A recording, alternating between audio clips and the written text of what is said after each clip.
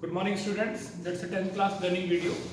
हम लोग chapter 4 start कर चुके थे, लेकिन अभी कुछ 2-3 क्वेश्चन बच्चों ने पूछे, तो आज हम लोग दो अच्छे क्वेश्चंस जो एनसीईआरटी एग्जाम्पलर में तो ये दो क्वेश्चन आपके सामने सॉल्व कर रहे हैं। दोनों क्वेश्चन अच्छे हैं, इनकी प्रैक्टिस करिएगा। फिर हम इंतजार कर रहे हैं कि बच्चे पिछला कोर्स कब कंप्लीट करते हैं, जिससे हम आगे चैप्टर 4 को कंटिन्यूस कर सकें। ठीक है, तो कल या परसों में हम लोग चैप्टर 4 कंटिन्यूस करेंगे। आज मैंने एक शीट भी आपको भेजी है और अभी हम लोग इन दो क्वेश्चंस को ध्यान से पढ़ते हैं। देखिए, क्वेश्चन की लैंग्वेज को ध्यान से पढ़ना है, ज्यादा क्वेश्चन बड़ा है या उल्टा सीधा है, कंफ्यूज नहीं होना है। देखिए, a fruit seller sells some orange. ठीक है, आप कभी बाजार जाते हैं ना, तो दो अपने ठेले में दो तरह के ऑरेंज रखता है, एक जो खराब होते हैं और एक जो थोड़ा बढ़िया से होता है। कहता है ये 20 रुपए किलो है, ये 50 रुपए किलो है, इतना फर्क। ठीक है, तो देखिए इसी तरह का क्वेश्चन है। दो लॉट्स हैं उसके पास ऑरेंज के, ए और बी। ही सेल्स लॉट ए। जो लॉट ए में ऑरेंज है उनका रेट देखिए क्या है, 3 ऑरेंज 2 रुपए के हैं, और जो लॉट बी का है वो एक ऑरेंज 1 रुपए का है। यहां 3 ऑरेंज 2 रुपए में मिल रहे हैं, यहां एक ऑरेंज 1 रुपए में मिल रहा है। अगर वो इस तरह से बेचता है तो उसे 400 रुपए कमाता है। ठीक है, अगला प्रोसेस पढ़ते हैं। अब एक ऑरेंज अगर वो 1 रुपए का बेचता है लॉट ए में, और दूसरे लॉट में वो 5 ऑरेंज 4 रुपए के बेचता है। ठीक है, कहते हैं उसको 460 का फायदा होता है, उसको 460 रुपए मिलते हैं। कहते हैं बताइए टोटल ऑरेंज क्या होंगे। तो हमने क्वेश्चन को आसान बनाने के लिए, लैंग्वेज से हटकर क्वेश्चन को आसान बनाने के लिए हमने एक टेबल बनाई है। देखिए, मान लिया उसके पास जो दो तरह के ऑरेंज है, लॉट ए में एक्स ऑरेंज है और लॉट बी में वाई ऑरेंज। ठीक है, अब देखिए मैंने एक बीच में लाइन खींची और दो कंडीशन बनाई। लॉट ए में बताइए, पहला केस आपने क्या पढ़ा था, ध्यान से देखिए, 3 ऑरेंज 2 रुपीज के हैं। अगर 3 ऑरेंज की कॉस्ट 2 रुपए है तो 1 की कितनी होगी, 3 डिवाइड में चला गया 2/3। और आपके पास ऐसे कितने ऑरेंज हैं, x, तो x की कितनी होगी, तो 1 का निकालने के लिए डिवाइड करते हैं, x का निकालने के लिए मल्टीप्लाई करते हैं। लॉट ए में आपके पास x ऑरेंज है। ठीक है, तो क्या है कॉस्ट, 3 ऑरेंज की कॉस्ट 2 रुपीज है, तो 1 की कॉस्ट होगी 2/3 और x ऑरेंज की कॉस्ट होगी 2x/3।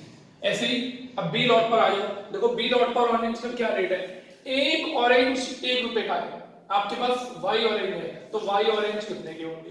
ठीक, तो लॉट ए में उसकी इतनी कमाई हुई और लॉट बी में उसकी इतनी कमाई हुई, कुल मिलाकर उसको कितने रुपए मिले, 400। तो दोनों को हमने प्लस कर दिया कि लॉट ए के ऑरेंज इसने इतने रुपए के बेचे, और जो लॉट बी में वाई ऑरेंज थे उसने वो वाई रुपीस के बेचे, दोनों को मिलाकर, और एक एलसीएम लेके क्रॉस मल्टीप्लाई करेंगे, इक्वेशन दिया।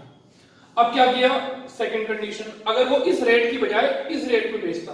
अब देखिए सेकंड कंडीशन क्या है, जो लॉट ए के एक्स ऑरेंज है उनका रेट देखिए, एक ऑरेंज 1 रुपए का, तो एक्स ऑरेंज कितने के होंगे, एक्स रुपीस के। देखिए ध्यान से, एक ऑरेंज 1 रुपए का है तो एक्स ऑरेंज कितने के होंगे, एक्स के होंगे, एक्स इंटू 1। दूसरी कंडीशन, लॉट बी में वाई ऑरेंज है, लेकिन उनका रेट क्या है, 5 ऑरेंज 4 रुपीस के हैं, तो 1 ऑरेंज कितने का होगा, 4/5 का। ठीक है, अगर 5 ऑरेंज आपको 4 रुपए में मिलते हैं तो एक ऑरेंज कितने का मिलेगा, 4/5, और वाई ऑरेंज कितने के मिलेंगे, 4/5 इंटू वाई।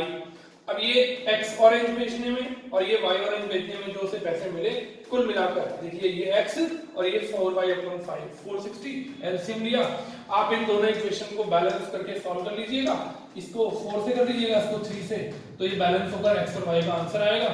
आपको पता चल गया कि लॉट ए में 300 ऑरेंज है और लॉट बी में 200 ऑरेंज है।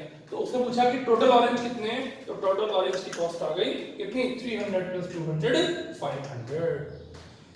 ठीक है, तो घबराना नहीं है, ये 3 ऑरेंज 2 रुपीस, अरे भाई 3 ऑरेंज अगर 2 रुपए के हैं तो 1 ऑरेंज कितने का होगा, और आपके पास एक्स ऑरेंज कितने के होंगे। ऐसे अगर एक ऑरेंज 1 रुपए का है तो वाई ऑरेंज कितने के होंगे।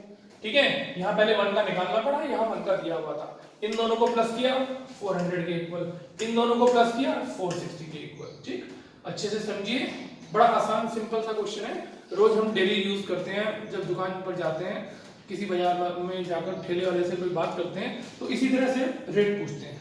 ठीक है, तो उसे प्रैक्टिकली क्वेश्चन को आज हमने पढ़ के देखा, तो खूब इंपॉर्टेंट क्वेश्चन है, अच्छे से पढ़ लीजिए। और अब मैं एक और सेकंड क्वेश्चन करने जा रहा हूँ, इसको भी ध्यान से देखिएगा। पढ़ते हैं क्या लिखा है। ऑन सेलिंग ए टीवी, आपको एक टीवी बेचना है, टीवी बेचने में कितना गेन हुआ 5% का, और फ्रिज बेचा उस पर कितना गेन हुआ 10% का। दोनों के गेन मिलाकर जो नेट गेन हुआ, देखो शॉपकीपर को वो लगभग 2000 रुपए का फायदा हुआ। एक टीवी और एक फ्रिज बेचने में उसको 2000 रुपए मिले, ठीक है, ये नेट गेन है उसका। अगर वो टीवी बेचता 10% गेन पर और फ्रिज बेचने में उसको नुकसान हो गया, तब भी देखिए नेट गेन क्या दिया हुआ है 1500। कह रहा है कि बताइए टीवी और फ्रिज का एक्चुअल प्राइस क्या होगा, ठीक है। तो मैंने समय बचाने के लिए इस क्वेश्चन को पहले कर लिया था, अब इसको मिटाकर मैं आपके सामने सेकंड क्वेश्चन कर रहा हूं, ये देखिए। यहां लिखते हैं लेट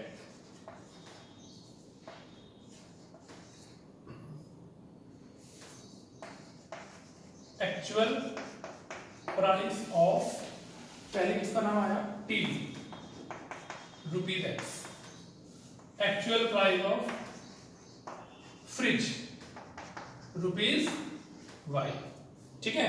अब केस फर्स्ट, बताइए सबसे पहले टीवी बेचने पर कितना गेन हुआ 5% का, तो क्या लिखेंगे gain on TV 5% of x, यानी कि 5x upon 100। Gain on fridge, बताइए फ्रिज पे कितना गेन हुआ, इस पे भी गेन हुआ, तो 10% ऑफ y, 10y अपॉन 100, ठीक है। अब क्या लिखेंगे, अब लिखेंगे so net gain, net gain क्या करेंगे 5x अपॉन 100 और 10y अपॉन 100 को प्लस कर देंगे। भाई इस पे भी गेन हो रहा है, इस पे भी गेन हो रहा है, तो पैसा आपके पास आ रहा है, जा नहीं रहा, गेन बने आपको प्रॉफिट हो रहा है। तो मिला के बताइए दोनों को कितना गेन हुआ 2000 रुपए का, तो इन दोनों को प्लस करके 2000 के इक्वल लगेगा। और इसका एलसीएम ले लेंगे, ये एलसीएम में 100 आ जाएगा, ये बन गया 5x प्लस 10y इक्वल्स 200 की 100 से क्या कर देंगे मल्टीप्लाई कर देंगे। पहली इक्वेशन तैयार, देखिए कुछ समझ में आया कि नहीं आया, ठीक है। गेन ऑन टीवी, फिर गेन ऑन फ्रिज। अब सेकंड केस पढ़ते हैं, लीजिए यहां लाइन खींचकर सेकंड केस पढ़ते हैं।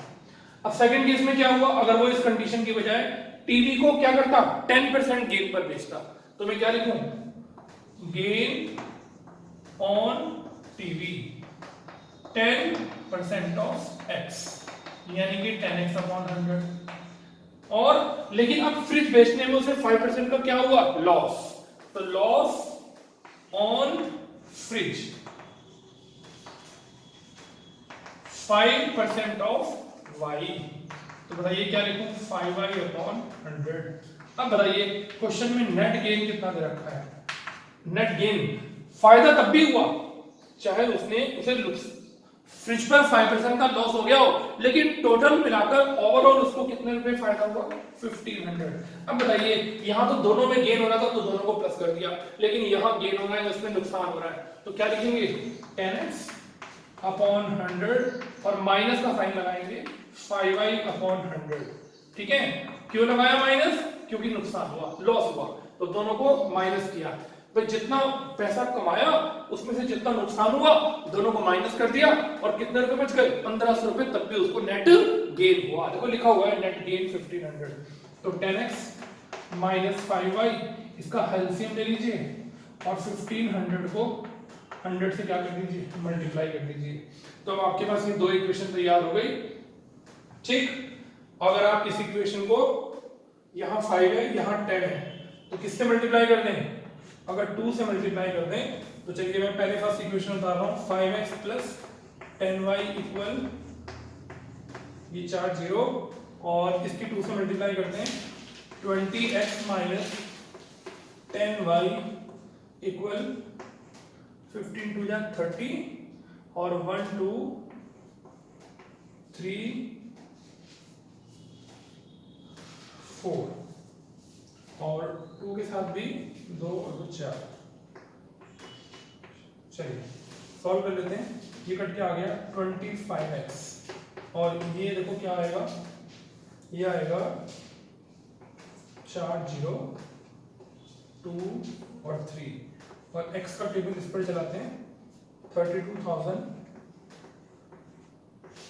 4 0 अपॉन 25। देखते हैं डिवाइड करके क्या आएगा। 25 से डिवाइड करते हैं 25 into 25 7 और फिर 25 टू जा 50, फिर से 0 लगाई 8 जा 200, तो ये 0 आई, ये 0 आई, यहाँ पर ये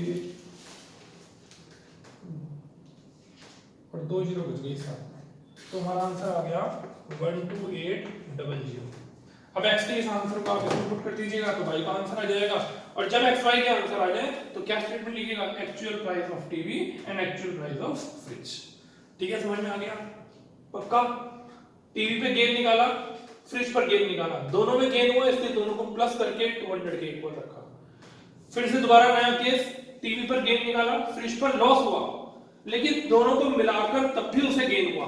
ठीक है, तो ज्यादा में से कम वाला माइनस और इक्वल 1500 और फिर से इक्वेशन बनाई, दोनों को बैलेंस करके सॉल्व किया।